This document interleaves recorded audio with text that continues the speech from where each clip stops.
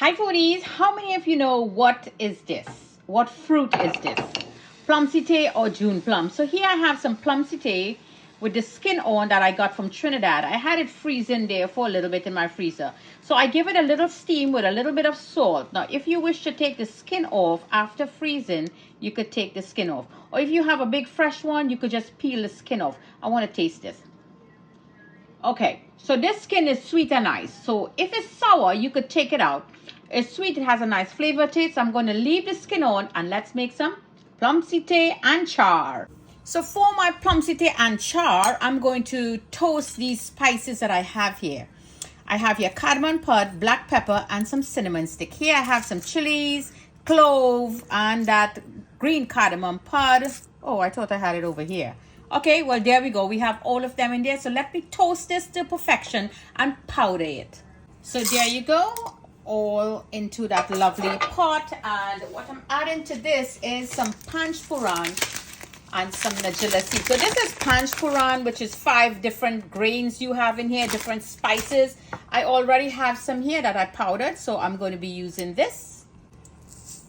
So this foodies is nigella seed. It has a little pungent taste to it, but it goes well with like pickled vegetables, anchar as we would call it, or chutneys and whatever. So I'm going to be adding some of this also. And I'll be using a half of habanero. I'm going to be using fresh, and here I have the dry one. So let me finish parching all of these lovely spices here.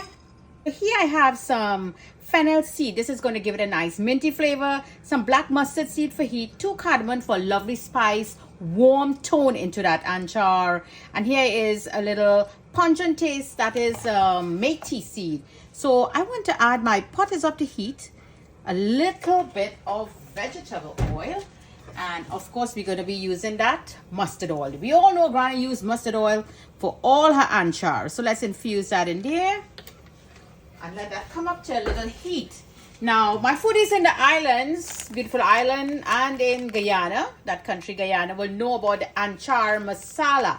Amchar, achar, whatever name you know it as, you will know this masala. I'm not using this masala. That is why I blended up my own anchar masala powder.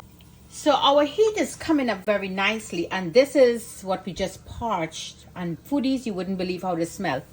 Wow, this smells just like that achar or amchar masala that I showed you in the package just now. And this here is the panchphoron, which is that 5 equal parts of 5 different spices. Now this looks marvelous. I want to add my sugar to melt. This is cane sugar, and here is my ginger, garlic, and my hot peppers. So let's put this in there at low heat and let everything melt up. Very beautiful. Okay, so let me raise that heat up, and you see that sugar melted really nicely. Beautiful. So now I want to add a little bit of salt for flavor. Give that a good mix. Lovely. I want that heat to come up really nice. Okay, you see the bubbles? That's, you know that sugar is doing its business here. So this is my panchphoron. I want to add the panchphoron, which is the 5 even amount of spices roasted and blend together. And this is our anchar masala that I made, and this is spicy, so you add as much as you like. This is all about preference, how much you would like to add. That looks good. I only want to wake up my spices. Okay, that's a beautiful wake up there. So now I want to add in my steamed Pomeccythere or June plum. Let me know what part of the world you're looking in from and how you make your June plum. There's several different ways: preserved, red and sweet, pickled, sweet and sour. And this one is anchar, which is like a spicy pickled again. And I also curry this. Granny will curry this also. There's so many different ways you could use this fruit. I could also juice this fruit. It's really lovely. I love the juicing in this fruit.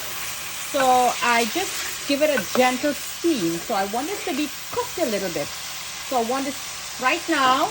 Let our June plum or Pomeccythere suck all that lovely flavor into it. So I'm going to lower the heat, and I'm going to put the lid on and let it pull in all those lovely flavors into the fruit. Let's take a look now. So that kitchen is smelling so high and my nose is burning me.